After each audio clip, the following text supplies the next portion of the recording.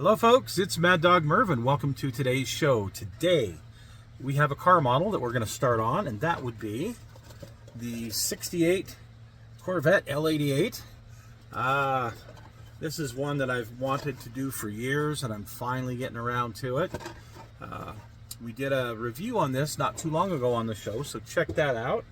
So without further ado, we're going to get going on this thing and stick with Mad Dog Merv because it's going to be a two-parter, but I think you're going to like it.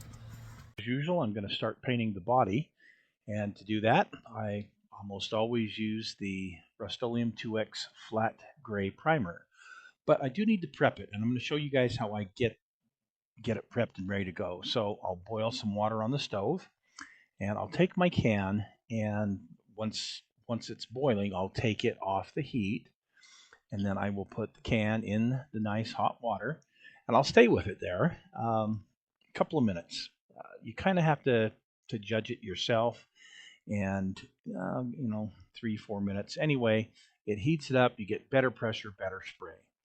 So here I use this old competition orange and heated it up, shook the heck out of it, and you can see it sprayed down beautifully. Not a wonderfully deep shine, but exactly the look that I'm going for, which I like. So for the interior and the undercarriage, I decided to use my 2X black, flat black, even though I'm showing satin here. So here the interior is. When I first started spraying it, I hadn't shaken up the can enough apparently, and it gave me this kind of a grainy texture, which was perfect for the carpet. So I was really happy with how that turned out by accident. Here you can see the seats, the top, the soft top and the hard top. The seats and top are painted with the satin black. So here I have a pin wash that I have made. You guys have probably heard me talk about something called Larry's Bathwater before, and I've got a whole show on that from several years back if you want to check it out. But it's in my tips and tricks playlist. But basically all I do is I mix, I put however much water, and in this little container here, it was about half full of water. And then I put in, I would say about between 10 and 20% of a dish soap. So what I used was Dawn dish soap. In fact, I think I have it here. Now that I want to show you, I can't find where the heck I've put it. Anyway, I just use a little bit of Dawn dish soap, or Palmolive works really good. Those are the two that I've mostly used in the past. And I just put it in a little bottle that I pour out. So I'll put up, maybe to here with water, and then about 10 to 20% dish soap. And in that mixture, I will put about 10 drops of black. Just a black acrylic. The favorite that I like for this is the Mission Models black primer. It works very well. But you can use others as well. Sometimes I'll put just a little bit of a brown in there as well to kind of break it up from being just black. But this one is just black. And you've got to kind of gauge it. So when I put it down here, you can see that it's pretty translucent still. That's what I want. So what I'm going to do is I'm going to put it on any cracks and crevices that I want this to sink down into. I'm doing this one-handed, so okay. And then I will wipe off the excess. Q-tip works really good for this, but again, I'm doing this one-handed at the moment. The reason for the dish soap, twofold. One, it helps the water spread better. Okay, it acts as a surfactant. And two, it helps to be able to come back and clean it up with, say, a Q-tip after it dries if there's something that I've missed. So I'm going to leave this for a minute, and I'm going to come back and show you the Q-tip. Okay, this is pretty close to dry. That's why I like to use the acrylic, but I use the acrylic on anything that I have painted with an enamel, and vice versa with the things I use an enamel on, or sorry, with an acrylic on, like my figures, I would use an enamel wash. So anyway, I can come back here with this and go over it, and you can see, oh, it's taken a lot of it out, but not all of it. So real low tech. Here we go. Dry that off a bit, and voila. Because of that detergent that's in there, it helps that this doesn't stick like it should. It comes right up. And then I have the wash left down in the panel where I want it. So now we're going to go ahead and do the rest of the body. We'll be right back.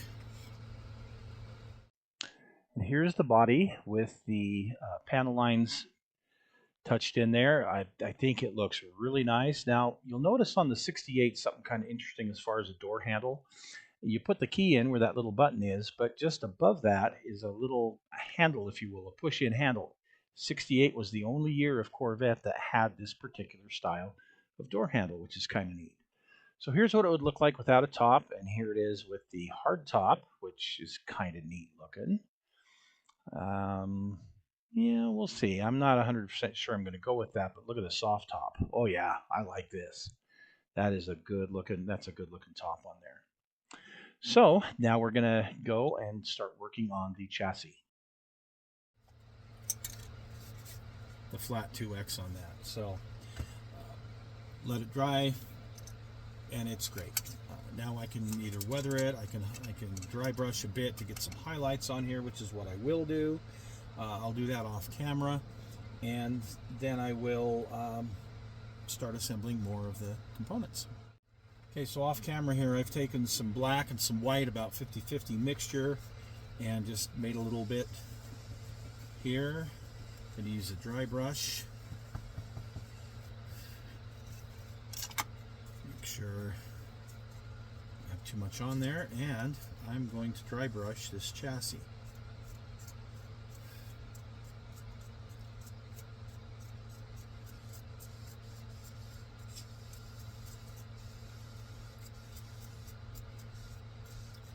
Kind of light. I'm not putting hardly any pressure on here because there's plenty of paint. But I want the details to pop out.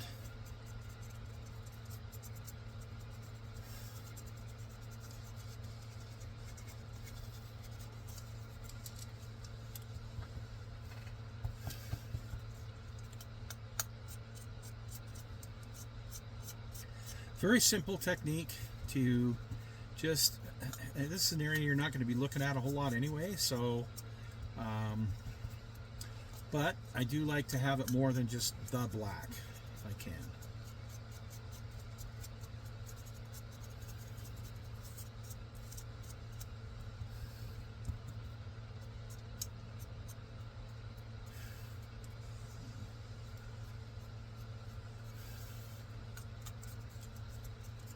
And some of this is a little streaky. We can come back with a different color and blend out a little bit more, but you get the idea.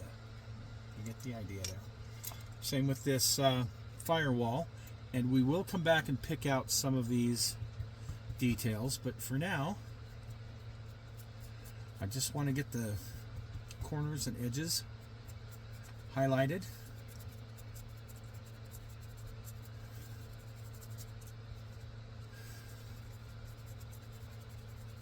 With the dry brush.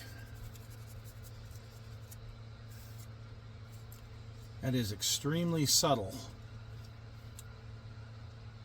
and I can add a little bit more white to it if I'd like to get it to pop out just a little bit more.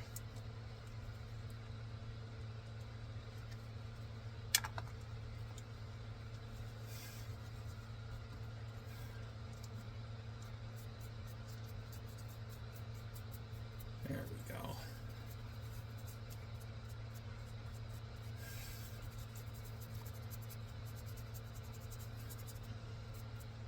Just a very subtle effect, but you can see how that turned out. Now I can use some rust on here too if I would like. Probably not going to. At this point, I may just leave this the way it is. I haven't decided yet, but I have time because it's not all assembled yet. Now, once I put the control arms and some of these other parts on, I will come back and dry brush those as well, so they will pop out. So in part number 2, when I assemble all this, we'll get to see how that turns out.